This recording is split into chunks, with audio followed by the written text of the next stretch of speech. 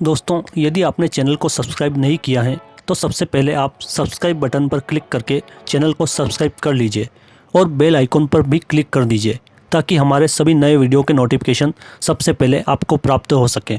उस समय भारत में अंग्रेजी शासन था। आदिवासियों को अपने इलाके में किसी भी प्रकार का दखल मंजूर नहीं था। यही कारण रहा कि आदिवासी इलाके हमेशा स्वतंत्र रहे। अंग्रेज भी शुरू में वहां जा नहीं पाए थे, लेकिन तमाम षड्यंत्रों के बाद वे आखिर घुसपैठ करने में कामयाब हो गए। मैं केवल देह नहीं, मैं जंगल का पुश्तैनी दावेदार हूँ।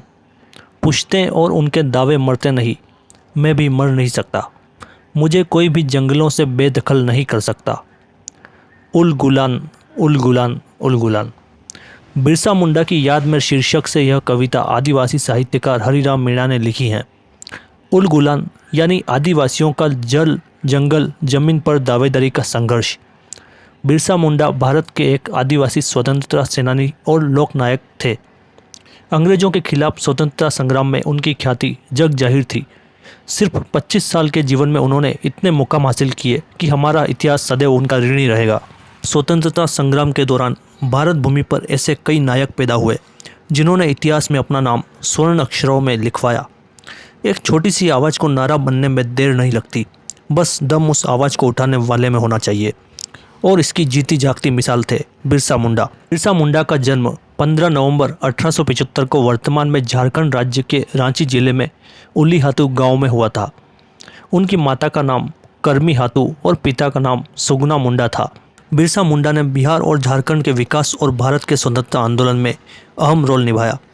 अपने कार्यों और आंदोलन की वजह से बिहार और झारखंड में लोग बिरसा मुंडा को भगवान की तरफ पूजते थे।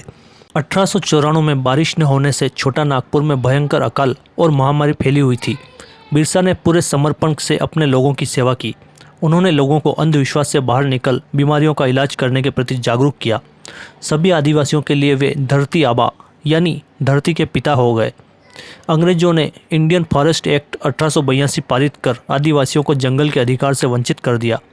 अंग्रेजों ने जमींदारी व्यवस्था लागू कर आदिवासियों के गांव, जहां वे सामूहिक खेती करते थे, जमींदारों और दलालों में बांटकर राजस्व की नई व्यवस्था लागू कर दी। और फिर शुरू हुआ अंग्रेजों, जमींदार और महाजनों द्वारा भोले भोले आदिवासियों का शोषण। इस शोषण के खिलाफ विद्रोह की चिंगारी फूंकी बिरसा ने। अपने लोगों को गुलामी से आज़ादी दिलाने के लिए बिरसा ने उल गुलान यानी जल, जंगल, जमीन पर दावेदारी की अलग जगाई। 1895 में बिरसा ने अंग्रेजों की लागू की गई जमींदारी प्रथा और राजस्व व्यवस्था के खिलाफ लड़ाई के साथ साथ जंगल जमीन की लड़ाई छेड़ी। यह सिर्फ कोई बगावत नहीं थी, बल्कि यह तो आदिवासी स्वाभिमान, स्वतंत्रता और संस्कृति बचाने का संग्राम था। बिरसा ने अबुआ दिशुमा, अबुआ राज यानी हमारा देश हमारा राज का नारा दिया। देखते ही देखते सभी आदिवासी जंगल पर दावेदारी के लिए इकट्ठे हो गए। अंग्रेजी सरकार के पांव उखड़ने लगे और भ्रष्ट जमींदार व पूंजीपति बिरसा के नाम से भी कांपते थे। अंग्रेजी सरकार ने बिरसा के उल गुलान को दबाने की हर संभव कोशिश की, लेकिन आदिवासियों के गुरिल्ला युद्ध के आगे उन्हें असफलता ही मिली। जिस बिरसा को अंग्रेजों की तोप और बंदूकों की ताकत नहीं रोक पाई, उसके बंदी बनने का कारण उसके अपने लोग ही रहे। जब अंग्रेजी सरकार ने बिरसा को पकड़वाने के लिए 500 रुपये की राशि का इनाम घोषणा की, तो किसी उसके अपने ही ने बिरसा के ठिकाने का पता अंग्रेजों तक पहुंचा दिया। जनवरी 1900 में उलीहातू के नज़दीक में डोमड़ाती पहाड़ी पर बिरसा अपनी जनसभा को संबोधित कर रहे थे। तभी अंग्रेज सिपाहियों ने चारों तरफ से उन्हें घेर लिया। अंग्रेजों और आदिवासियों के बीच लड़ाई हुई। औरतें और बच्चे समूह बहुत बड़ी संख्या में मारे गए। अंत में बिरसा 3 फरवरी 1900 को चक्रधरपुर में गिरफ्तार कर लिए गए और 9 जून 1900 को बिरसा ने रांची के कारागार में आखिरी सांस ली। बिरसा मुंडा, जो हमारी साझी विरासत का नाम है, हमारे देश के संसद के सेंट्रल हॉल में भी उनका चित्र लगा हुआ है। आज उनके नाम पर रांची के डिस्टिलरी पुल के पास समाधि भी स्थापित की गई है।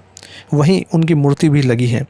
उनकी स्मृति में रांची के केंद्रीय कारागार का नाम भी बदल दिया गया है और साथ ही रांची हवाई अड्डे का नाम भी बिरसा मुंडा हवाई अड्डा कर दिया गया है।